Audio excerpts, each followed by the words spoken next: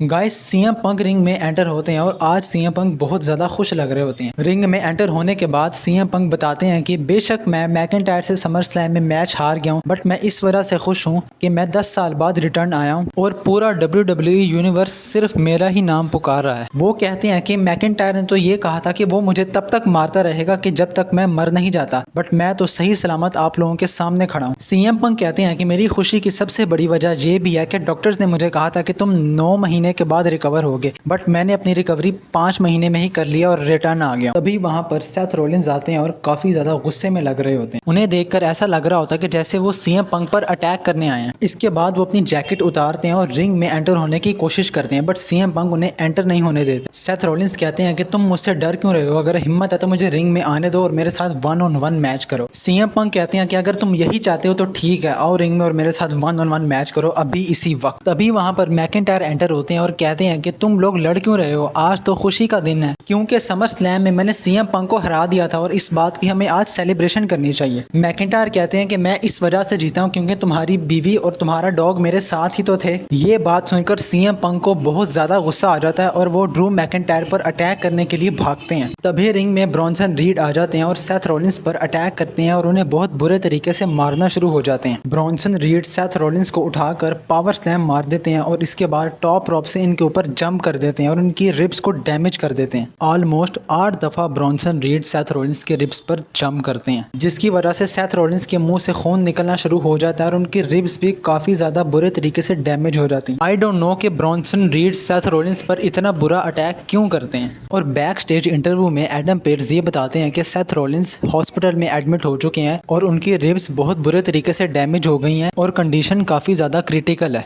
इसके बाद वहां पर सीएम पंक आ जाते हैं और बहुत ज्यादा गुस्से में एडम पेज से ये पूछते हैं कि कहाँ है Drew McIntyre. Adam page CM Punk से कहते हैं कि तुम प्लीज काम डाउन हो जाओ, ड्रू मैकिंटायर तो चला गया। और ये कहकर एडम पेज वहां से चले जाते हैं, बट स्टिल सीएम पंक को ड्रू मैकिंटायर पर बहुत ज्यादा गुस्सा होता है।